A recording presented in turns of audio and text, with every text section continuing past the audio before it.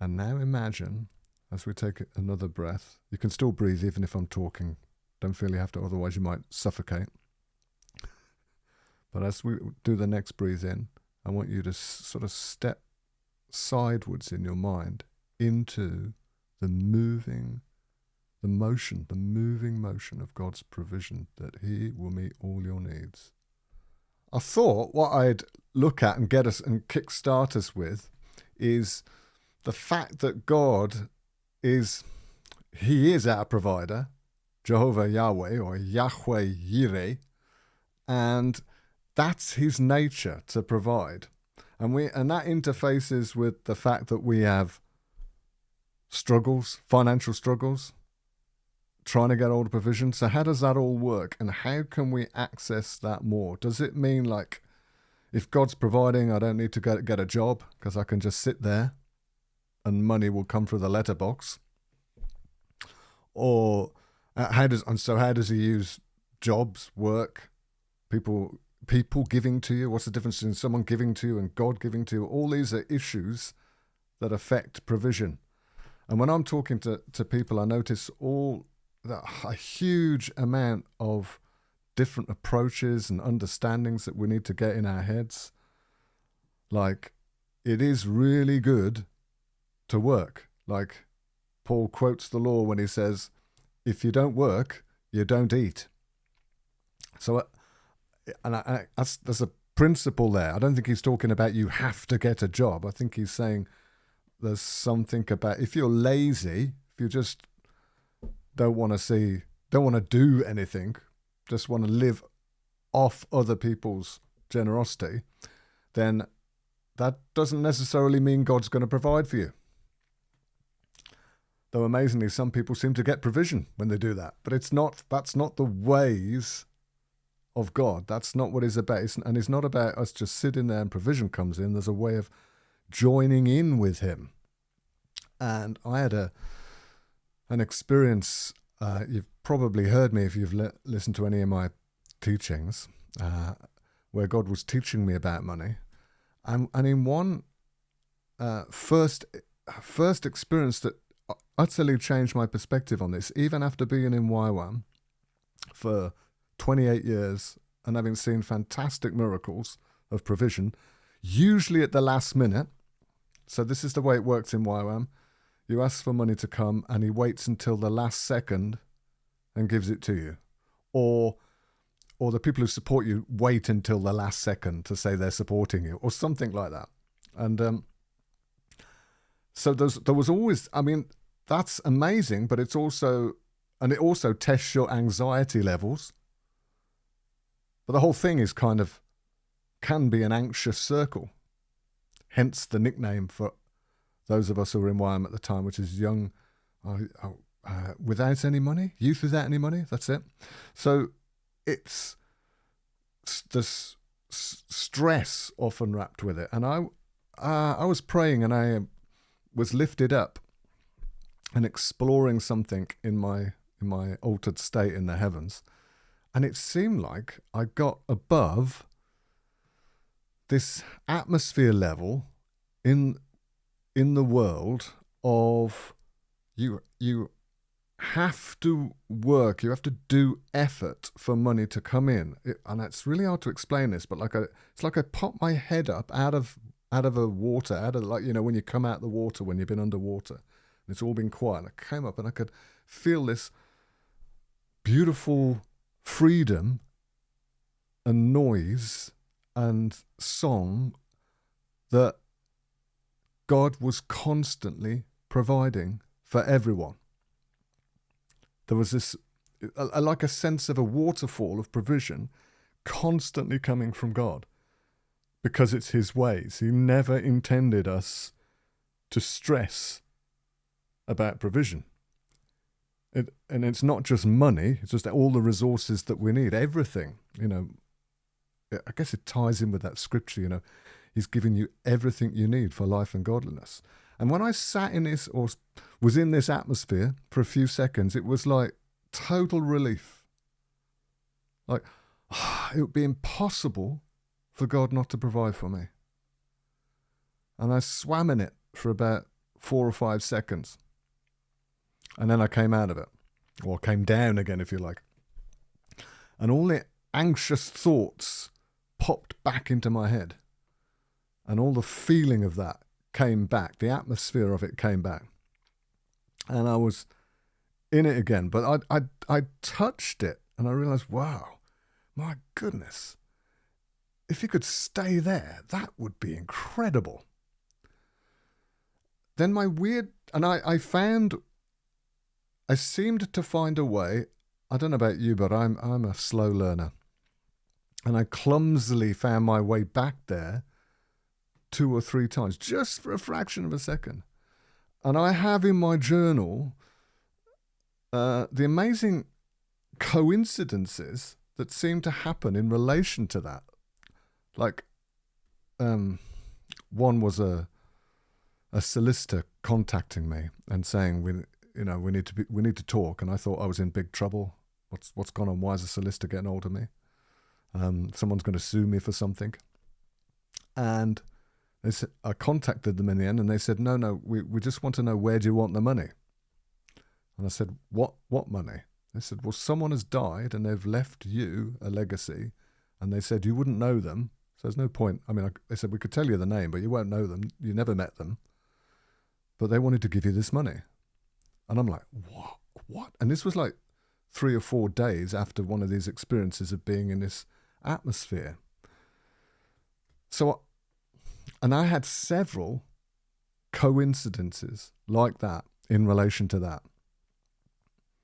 And it opened my eyes afresh to, and excuse me, I constantly quote from Paul because he's got such a good name. But in Philippians 4, when he's talking about provision, which is intensely practical, as well as the bits I'm going to focus on, so I'm going to pull us back into the context, but it is intensely practical. He's been telling the churches to give money to Jerusalem because they're experiencing a famine. So other parts of the world at that time are not experiencing that famine, and he's suggesting, it's in his other letters as well, he's saying, have the offering ready when I arrive so I can take it with me and take it to the Christians in Jerusalem. So they're experiencing famine. He's saying to these guys, give of your excess and supply their needs. So it's all very human level as well. But in the middle of that, he's saying in verse 19 of chapter 4, and then we'll go back to verses 6 and 7. In 19, he says, and my God will supply every need of yours. And here's the bit that needs unpacking, because it's just so hard to translate this stuff, I reckon. In step with, connected to, the riches, which isn't a static thing, it's not like God's got a bank account, connected to the active provision, because it's a motion, it's a movement of provision that's seated in glory, whatever that is. Really hard to grasp that without being religious, in Christ Jesus. So there's this motion of provision within the being of God. He's an abundant God. And he's saying, my God will meet all of your needs. And he's speaking to guys who are giving of their excess to Jerusalem. And he's told them, don't give more than you feel able to give. Give from your heart, give generously, don't feel compelled, but give. And he's saying their needs are being met by you now, and in the same way, when you have needs, probably their abundance will meet yours. But he's coming higher and saying this is the motion, the rhythm of God. So I think he's saying to us that there's this energy, motion of provision in the heart of God, that if you tap into it, you can breathe a sigh of relief. I think he even gives you practical dynamics in verses 6 and 7, because he's almost always, I'm discovering, being intensely practical. It sounds theological and theoretical, but he's telling you what he does. And he says, don't be anxious about anything. So here's the rhythm. First thing, feel the anxiety. You can't let go of it if you can't feel it. So you access your anxiety like, I'm worried about this stuff. You feel it, and then you let it go. So don't be anxious about anything, whatever you're focused on. But in everything, by prayer and supplication, now I'm trying to de-religious this, by engaging with God, then move into thanksgiving. So I let go. I go, God, I walk with you in this. Put it simply, you're the one with the big wallet. You're the one with everything I need. I'm walking alongside you. It's not my own effort because I've let that anxiety go. And now I'm stepping into thank you. You're going to provide. And that's not words. Thank you isn't I'll just say thank you because it's a magic formula. It's a sense of, I'm totally dependent on you and you provide. It's an inner mechanism of, I don't know what's going to happen, but it's coming. So it's talking about a chain of experiences, I would suggest. And in that environment, in that chain, you're letting your requests be known. Provide for this, Father. If I link it into the Abraham story, where we see that you get Yahweh Yireh, the provider, he goes, I need you to do something here before I sacrifice my son. He releases that because he's getting very close to sacrificing his son, and suddenly there's the ram caught up. And that's the provision of God. So you go through this cycle, you alter your state out of anxiety to acknowledging his presence, that's the prayer, to thanksgiving, like I'm relinquishing my ability to solve it and I'm going into, you can do it, you do it. And I release the specifics, and then I'm hit with peace. So here's the end of the chain, here's the end of the rhythm. For a moment, hopefully longer, I feel peace, like it fills my being. My soul enters into some kind of shalom. Now, when I've done that, the circle is complete. And it is beyond my understanding. I haven't got specific understanding. That's what he says here. It's beyond your understanding. But it will guard. It means you will feel a bit like a fortress in that moment. Like this is unstoppable. Now, that's what I experienced when I put my head above the atmosphere of provision. That whole rhythm I can identify went on in those few moments. And so it's not work or not work. Live by faith according to YWAM's rules of you have to have people supporting you. You can't earn money. It's not about the mechanism that you're doing, because why stop work if you enjoy it? It's great to have a wage and all that stuff. But you're at the same time learning to move in this rhythm of provision that's within God. And it's not about having loads and loads of money or resources just because I can. It's more about I learn to be in that rhythm and I come out of dependence on the systems of the world, wages, whatever. I'm still working, still have the wage, but I'm less in that rhythm and more in the higher rhythm. And stuff happens in my experience. Of course, these things are a battle. You often have resistance. It doesn't mean that you won't struggle with a debt, but it's more than the actual physicality of what's going on around in your life. It's learning to be in that rhythm, because then you know God. You are knowing God in that rhythm, and he's knowing you because you're opening up to him. And that's going to mean you carry an anointing of provision on you. And just as people would teach in meditation, the law of attraction, that if I believe something, it comes to me. I mean, it's true, because it's a thing in God, that if I am absorbed with the rhythms of God, that stuff comes to me. I think if you don't know God and that works for you, it's because you're on the outskirts of God, and actually you're just right at the door. Why not go in? Because it's built into, like the wrath of God is built into natural law, the provision of God is built into natural law, and you're tapping into it. And it affects other people. I mean, I had these experiences can seem kind of trivial if you put them out, but it was profound to me. I was sitting on a plane. We were we were cancelled. You know, I'm on so many flights, and it was going to be such a lot of hassle.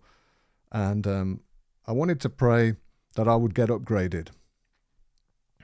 And then I suddenly thought, no, that's a little bit selfish in this situation. Not that there's anything wrong with that, but it just felt, what about everyone getting upgraded? I don't know how that works, but everyone, what about if everyone got blessed? What if I accessed provision for everyone here? And I did the rhythm without joining in with all the anger and the frustration people are expressing, and go, let's see what I can release here. And to my surprise, they came on, the staff came on the tannoy, the announcement thing, and said, we're really sorry for this delay. We've just ordered in a load of food and drinks for everyone. So we're going to be, if you just wait a few more minutes, we will be stuck here for another hour, but we're going to feed you. We're going to give you drinks. Now, of course, you could say, well, they have to do that. They're required under EU law or something. But in my engagement, I thought, wow, I wonder if I contributed to that. I wonder if I contributed to the good mood by calling on God, and his Spirit moved and did something. It's more than just so I can have a nice pension pot for when I retire. This is how God works. This is how he is. So that may well mean that I will step out and see food multiply, because, hey, why do we even need to grow food if you can multiply food like Jesus did? Well, it doesn't seem like Jesus said, everybody, stop farming. Here's the secrets. We don't need to farm. You don't need to do any of that stuff. I'm going to provide. And then why did he move? When they moved from the wilderness into the promised land, instead of then relying on manna, they now had to farm, and they had to raise animals, livestock. But the blessing was on them doing that. It's not about, I will totally rely on some random supernatural thing, but if I'm engaging those rhythms, then when that is appropriate, I can now step into that. God, we need a miracle here. I'm going to engage the same rhythms and see what happens. I think, for me, the hardest step in all of this in my journey, if you look in Philippians 4:6-7, is the don't be anxious. It's really hard when you are faced with something which seems so real, like opposing you, lack of resources, to take the grip, identify it, feel it, even have an idea of where it might be coming from within you, and going, but if you're willing, I was going to make you all do an exercise. Feel free not to, but we'll send the boys round afterwards if you don't do it. But I thought we could actually go through that mechanism now over any need that you face. Now, I reckon there's going to be at least, I don't know how many of us we have in this room, but in the number of people on the Discord is about 30. I reckon there's going to be people with immediate needs right in front of them. And perhaps if you can't see anything in front of you, you can engage for them. But I think most of us have something where you would like to be in the rhythm of provision of God more. Even not even just purely self things, like what you're doing, you want it to grow and multiply so you can give out more. So let's do it. Here's a simple thing that we can do. It'll take us about 30 seconds, 60 seconds to attempt to engage that atmosphere, get caught temporarily in that rhythm of God. And we don't have to, it's okay, we don't have to stay there. I haven't been able to stay there for longer than X amount of time. But when you come out, there's something affected you, you've gone in deeper, and it will be flowing through you. So maybe you want to think of something that you need provision for. Not just financial, maybe, other situation. You need the right connections. You need a problem solved. Okay, now access any self-effort you have in you that's tried to fix it. That includes panic and hopelessness. See if you can access that. And now we're going to breathe it out. So we're going to take a deep breath. And as we breathe out, internally we're going, I let go. If you like, we're repenting. I let go. I don't want to hold on. Let's do that. Breathe in and let go.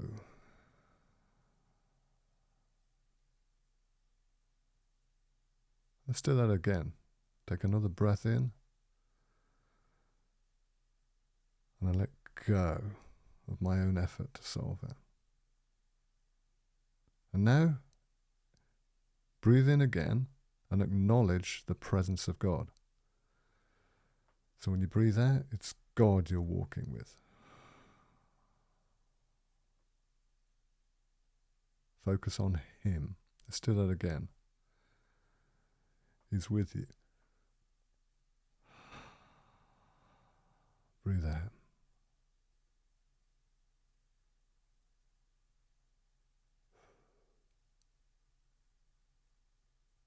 And now breathe in and put before Him the specific of what it is. Maybe in one word, maybe just in your mind and it wrapped up in the breath.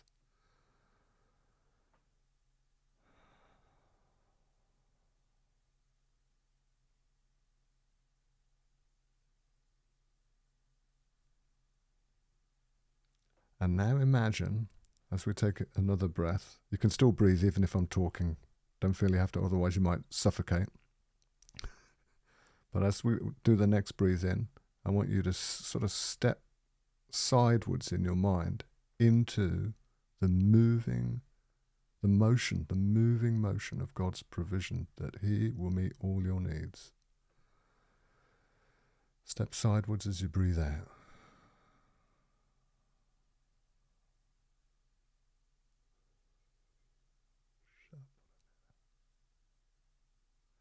And now breathe in again and embrace shalom. Like, I let go, I relax, I receive the substance of shalom. Breathe in and do that again.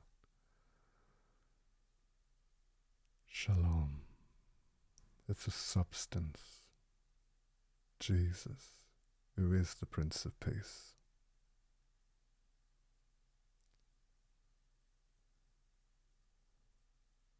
Now just go, use the word thanks, but it's deeper than that. Just see it provided for and go, thank you, you've got it, God.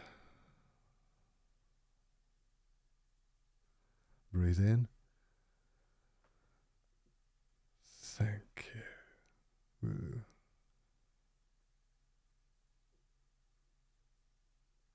Okay.